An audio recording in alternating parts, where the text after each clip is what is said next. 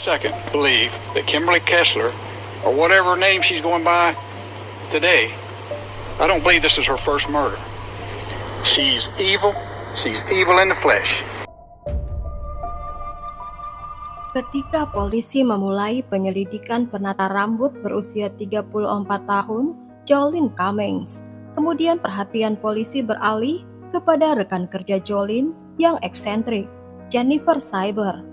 Dalam beberapa jam, detektif menemukan jejak darah, menghubungkan Jennifer yang berusia 50 tahun dengan pembunuhan brutal dan biadab. Ketika polisi menemukan Jennifer Cyber sudah meninggal sejak 1987. Ini adalah awal dari banyak plot twist yang akan membuat kasus ini menjadi investigasi kriminal paling aneh dan paling mengganggu dalam sejarah Florida. Welcome to Mel Crime Story, di mana kita membahas kasus kriminal dari berbagai negara. Sebelum dengerin ceritanya, berikan subscribe, like, dan tekan notifikasinya, dan yuk kita bahas ceritanya. Selamat datang di Fernandina Beach, Florida, Amerika Serikat, kota pelabuhan bersejarah dan menawan. Pada tahun 2018, Jennifer Cyber yang berusia 50 tahun memulai kehidupan baru di pantai Fernandina Beach di salon yang bernama Tangles. Itu adalah pekerjaan Jennifer kelima dalam 6 bulan. Dia sudah bertahun-tahun lari dari masa lalunya, menyembunyikan terlalu banyak rahasia gelap. Salah satu rahasia tergelap Jennifer adalah nasib Kimberly Kessler berusia 35 tahun, yang hilang dari kampung halamannya di Butler County, Pennsylvania pada pertengahan tahun 2000-an. Dan tidak satupun dari teman atau keluarganya yang tahu apakah Kimberly masih hidup atau sudah meninggal. Jennifer tahu persis apa yang terjadi pada Kimberly Kessler dan itu adalah informasi yang dia simpan. Tapi kecurigaan mulai mengikuti Jennifer Cyber kemanapun dia pergi. Sebagian masalah sepertinya berasal dari salah satu rekan kerjanya, Jolene Cummings, berusia 34 tahun. Jolene tampaknya memiliki indera keenam tentang Jennifer Cyber dan masa lalunya. Jolene tidak menutupi kecurigaannya pada rekan kerjanya Jennifer, dan Jennifer Cyber siap untuk membalas. Pada tanggal 18 Mei 2018, Jennifer mengkonfrontasi Jolene karena kebetulan Jolene tengah memergoki Jennifer sedang menguping. Dan ketika Jolene pergi keluar dengan rekan kerjanya yang lain, Jennifer langsung mengikuti mereka. Jolene berpaling kepada Jennifer dan mengatakan padanya, "Kamu itu palsu, kamu gila." Jennifer tidak membantah. Jennifer sudah memikirkan apa yang akan dia lakukan dengan Jolene. Pada giliran mereka di salon besok harinya, Jennifer berusaha untuk tetap fokus. Jennifer belum yakin apakah dia akan melaksanakan rencananya. Tapi Jolene tidak berhenti. Dia terus bertanya untuk bantuan kepada klien. Jennifer bersembunyi di balik dinding dengan ponsel dan pura-pura bingung dengan pertanyaan Jolene. Jolene sangat marah, tapi dia tetap bersikap ceria kepada klien. Besok adalah hari ulang tahun Jolene dan hari ibu. Dan Jennifer tahu Jolene sedang menantikannya untuk merayakannya bersama ketiga anaknya yang masih kecil. Rekaman video pengawas merekam Jennifer Cyber pada dini hari tanggal 13 Mei 2018 di sebuah pom bensin beberapa kilometer dari salon Tangles. Jennifer menjelaskan kepada manajer bahwa tanda merah dan cakaran di wajahnya berasal dari pertengkaran di malam sebelumnya dengan mantan pacar seorang teman. Jennifer bertanya kepada manajer itu apakah dia bisa menggunakan teleponnya untuk memesan taksi. Jennifer ingin kembali ke salon dan dia mau membersihkan salon. Pada jam 1 siang, tanggal 13 Mei 2018, mantan suami Jolene, yaitu Jason Cummings, sedang menunggu di Winn-Dixie di Hilliard untuk menyerahkan ketiga anak-anaknya dengan Jolene kepada Jolene. Jolene terlambat dan dia tidak menjawab teleponnya. Jason menjadi khawatir karena hari itu adalah hari ulang tahun Jolene dan hari ibu. Adalah hal aneh bila Jolene tidak bisa dihubungi. Jason dengan enggan kembali ke rumahnya bersama anak-anaknya. Dia merasa ada yang tidak beres. Hubungan Jason dan Jolene sudah berakhir beberapa waktu yang lalu, tapi Jason masih peduli dengan Jolene. Sore itu, Jason menelpon ibu Jolene, yaitu Ann Johnson, yang melaporkan putrinya hilang kepada polisi pada hari itu. Polisi segera mengeluarkan brosur orang hilang. Polisi mendatangi salon Tangles, di mana polisi meminta bicara dengan Jennifer Cyber yang dipercaya sebagai orang terakhir yang melihat Jolene. Pada saat itu, Jennifer sedang memarkir mobilnya di luar salon. Ketika seorang teman kerjanya mengirimnya pesan yang mengatakan polisi ingin bicara dengannya, Jennifer segera putar balik dan pergi. Jennifer menelpon kantor polisi menjelaskan bahwa dia tidak bisa membantu karena dia punya penguntip yang akan menemukannya bila namanya dimasukkan ke dalam database kepolisian. Laki-laki itu adalah seorang hacker. Sekarang polisi menyelidiki Jennifer Cyber. Alamat yang dia berikan pada manajer adalah palsu. Semua alamat sebelumnya yang dia berikan juga palsu. Polisi menemukan Jennifer tertidur di dalam mobil Kia Soul hitamnya di rest area di St. John malam itu. Jennifer mengenakan perban di kepala dan tangannya yang dia jelaskan untuk menutupi goresan karena mengendarai sepeda melalui dahan pohon. Sementara itu, deputi menemukan SUV Jolene ditinggalkan di tempat parkir di Home Depot. Kamera pengawas Home Depot menunjukkan mobil Jolene memasuki tempat parkir pada jam 1:17 pagi pada hari Minggu, tanggal 13 Mei. Beberapa menit kemudian, seseorang keluar dari SUV itu, tetapi bukan Jolene, tapi Jennifer. Polisi menangkap Jennifer karena mencuri mobil Jolene pada tanggal 16 Mei 2018.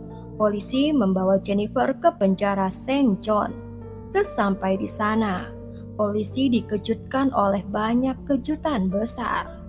Menurut nomor kartu jaminan sosial Jennifer Cyber sudah meninggal dalam kecelakaan mobil tahun 1987.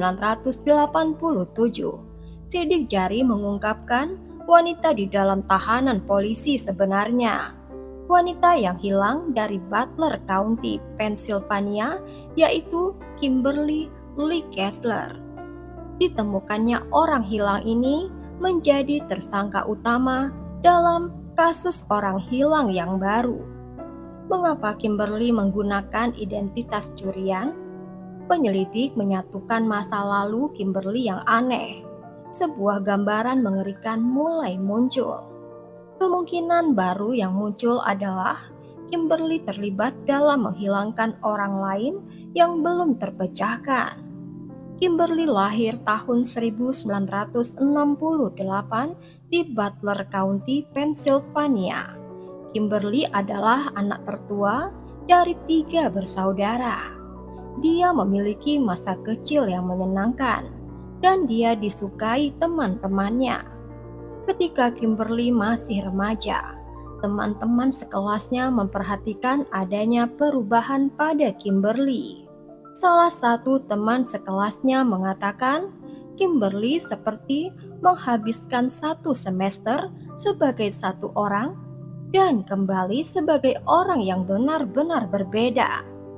Kimberly biasa bergaul dengan anak-anak populer. Lalu ada sesuatu yang terjadi, di mana orang-orang takut kepada Kimberly. Perubahan Kimberly sangat ekstrim. Menurut teman-temannya, Kimberly adalah orang yang mengerikan. Ray Wyan, yang mengenal Kimberly dan saudara laki-lakinya bernama Bob, dia mengatakan segera menjadi jelas bila Kimberly sedang mengembangkan temperamen yang kasar. Suatu hari setelah bertengkar dengan abangnya Bob, Kimberly menunggu sampai Bob tidur. Lalu dia masuk ke kamar Bob dan memukul mulutnya dengan tongkat baseball. Jahat dan tega banget Kimberly ini kepada saudara laki-lakinya sendiri melakukan hal kriminal seperti itu dan menanggalkan banyak gigi-gigi Bob. Tim Barnes yang berkencan dan tinggal bersama Kimberly untuk waktu yang singkat setelah SMA ingat bagaimana kemarahan Kimberly. Dia menembak kucingnya dengan senapan dan menyerang ayah Tim. Pada tahun 1987 adalah tahun yang sama ketika Jennifer Cyber meninggal. Saudara laki-laki Kimberly, yaitu Bob, mengalami kecelakaan bermotor yang serius yang membunuh temannya. Beredar rumor saat itu kalau Kimberly lah yang telah mencelakai mereka di jalan. Pada saat yang sama, Kimberly menunjukkan minat menggunakan nama samaran. Tim pernah menemani Kimberly mendatangi kuburan tempat ayah Kimberly dikubur. Alih-alih pergi ke makam ayahnya, Kimberly berkeliling memperhatikan batu nisan gadis-gadis seusianya yang namanya bisa dicuri Kimberly. Cylon Losi menikah dengan Kimberly Kessler 2 kali pada awal 90-an. Pada pernikahan kedua, Kimberly hidup dengan nama Melissa McKernan.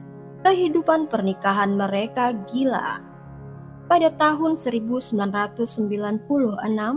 Tim Edward berkencan dengan Kimberly dan mereka memiliki 2 anak. Tim mengenal Kimberly sebagai Miranda McKernan, tapi Kimberly menulis namanya sebagai Christina Brooks di akta kelahiran anak laki-laki mereka. Kimberly mengatakan kepada Kim bahwa nama palsunya digunakan untuk menyembunyikan lokasinya dari keluarganya yang kasar. Sementara itu Kimberly mengatakan kepada keluarganya nama samarannya untuk menyembunyikannya dari ayah dari anaknya yang kasar. Pada tahun 1999, anak Kimberly dikeluarkan dari perawatan layanan sosial. Kimberly muncul di kantor mereka dengan senpi, mencoba mendapatkan anaknya kembali.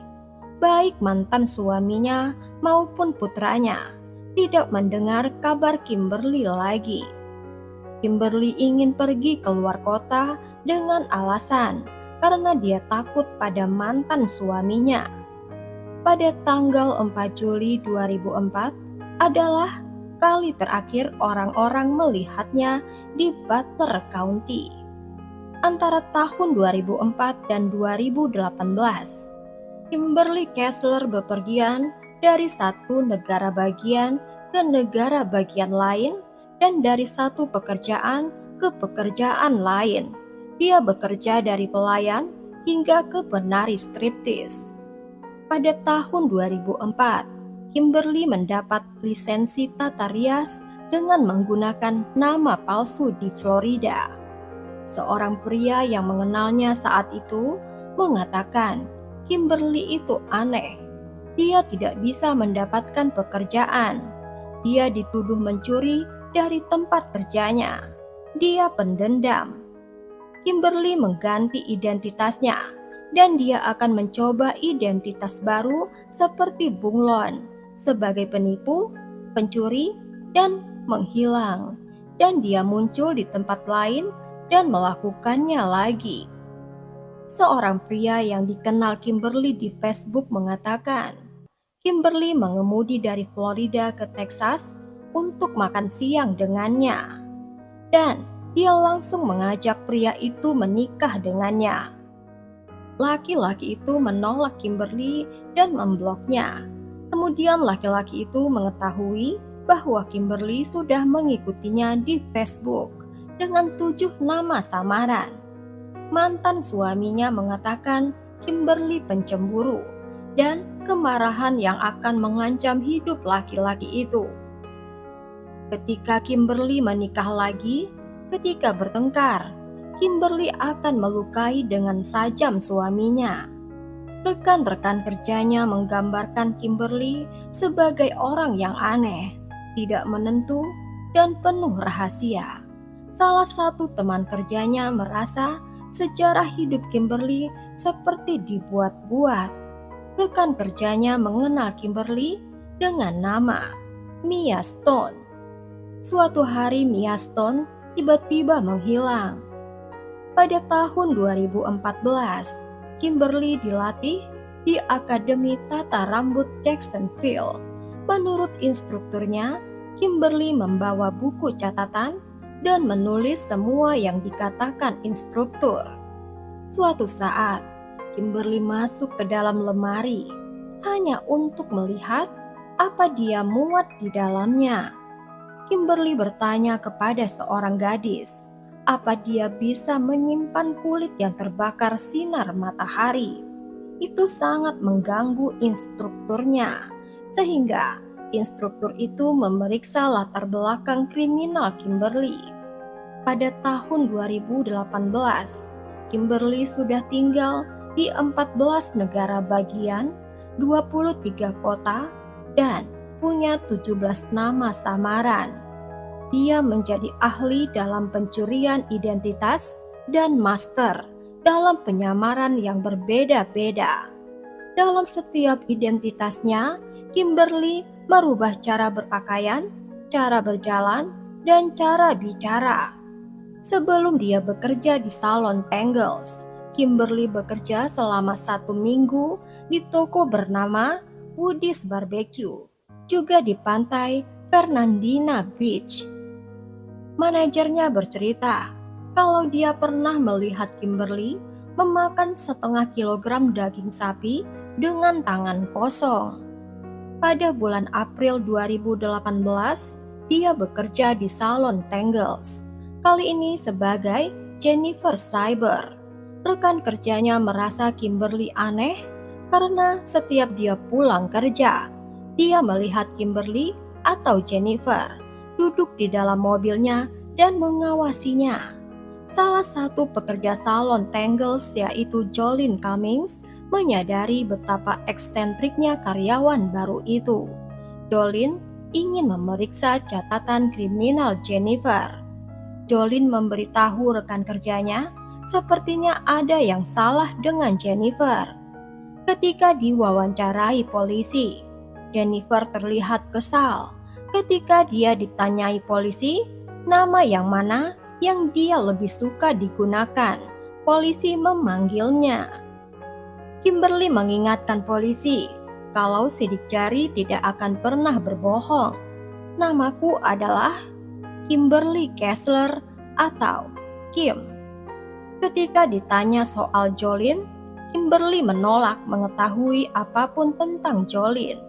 Meskipun dia berhasil menyelinap ke dalam layanan perlindungan anak, dia telah dipanggil polisi mengenai masalah hilangnya Jolene. Dan dia pernah terlihat memiliki 1 kantong kecil sabu di tasnya. Polisi akhirnya merubah taktik.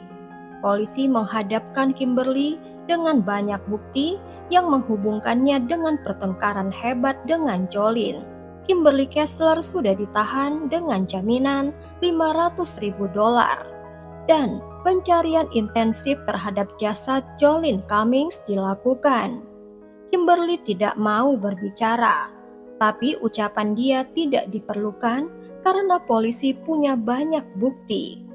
Bukti itu menunjukkan Kimberly terlibat dan sudah merencanakan pembunuhan Jolene selama berminggu-minggu. Beberapa minggu sebelum Jolene menghilang, Kimberly sudah mengambil foto buku harian janji temu Jolene untuk bulan April 2018.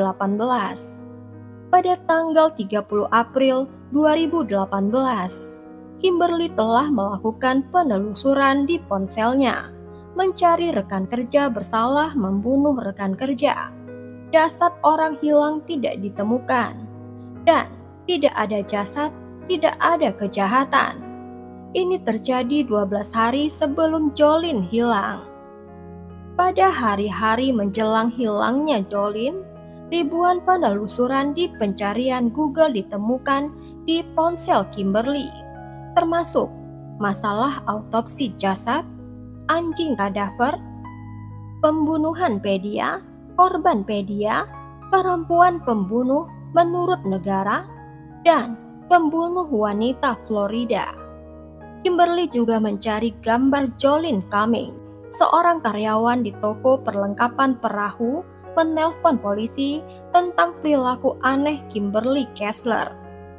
Kimberly pergi ke toko untuk membeli barang, ikatan zip tie, dan di konter Kimberly memberi pegawai toko itu senyuman malu-malu yang membuat laki-laki itu sangat ketakutan, sehingga laki-laki itu merasa harus memberitahu pihak berwajib. Sekitar jam 1 malam di pagi hari setelah Jolene menghilang, kamera pengawas menunjukkan Kimberly sedang mengendarai mobil SUV Jolene ke tempat parkir di Home Depot. Beberapa menit kemudian, Kimberly terlihat oleh kamera pengawas di pom bensin. Dia sedang memanggil taksi dengan luka goresan di wajahnya. Kemudian Kimberly kembali ke salon. Rekaman CCTV dari pagi yang sama dengan hilangnya Jolene menangkapnya sedang membeli plastik sampah, sarung tangan, pisau listrik di Walmart. Dia juga terlihat di CCTV sedang berjuang memindahkan 2 kantong sampah putih yang berat ke tempat sampah dekat salon rambut. Polisi juga menemukan banyak bukti cairan merah yang menghubungkan Kimberly dengan pembunuhan Jolene. Detektif menemukan noda cairan merah dekat ruang tunggu, meja, dinding, kursi, lemari, dan wastafel. Polisi menggunakan luminol untuk mengungkapkan adanya cairan merah pada kain pel dan pada sapuan kain pel dan di lantai, yang menunjukkan cairan merah milik Jolene itu sudah dibersihkan. Tas jinjing yang dibuang di luar salon dinyatakan positif mengandung darah. Di dalam kotak penyimpanan Kimberly, darah Jolene ditemukan di sepatu boot tempur hitamnya, di kaos kaki, dan di gunting. Polisi juga menemukan 5 plat nomor berbeda, 3 ponsel berbeda, 4 rambut palsu, dan beberapa ikat rambut ponytail.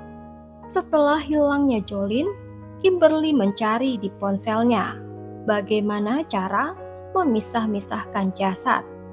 Ketika Kimberly ditangkap, polisi mengatakan dia memiliki beberapa luka di tangan, pergelangan tangan, dan paha, dan beberapa helai rambut hilang dari kepalanya.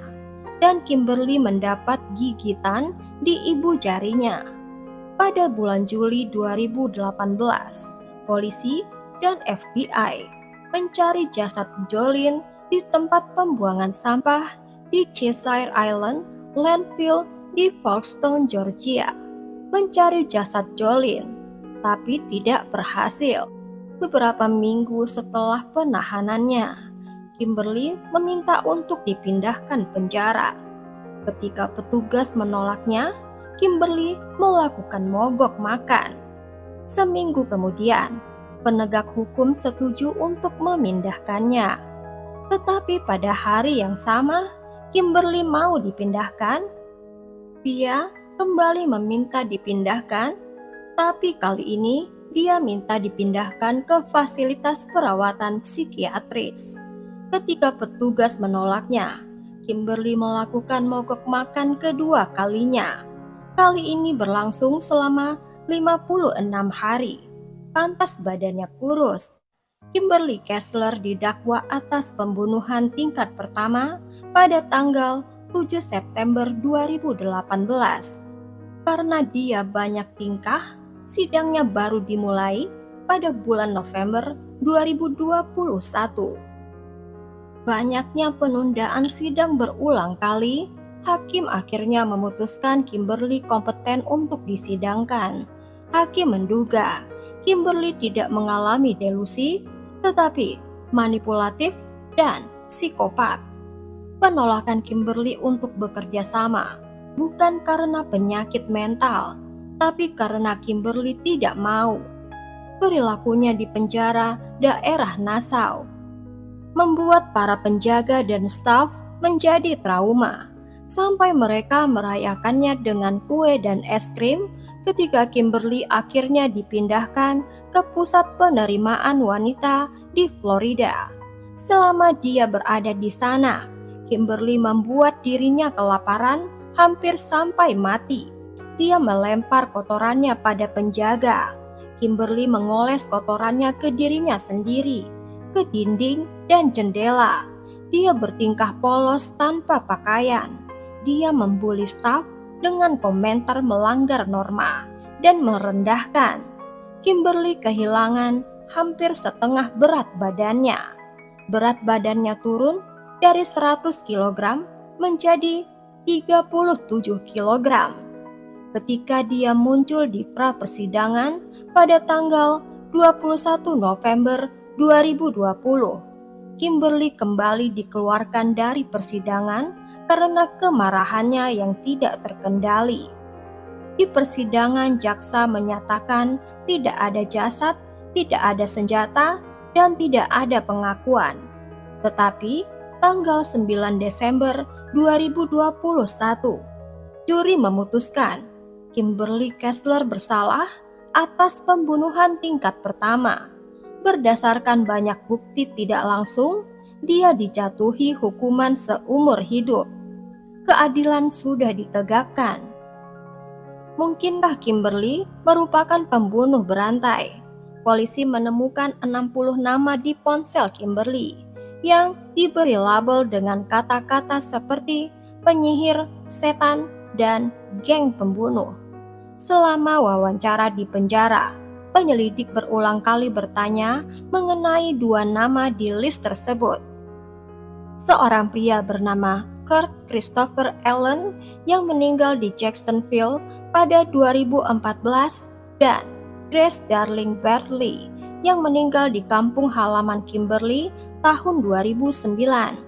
Berita kematiannya mengatakan Grace menikah dengan Tim Bartley.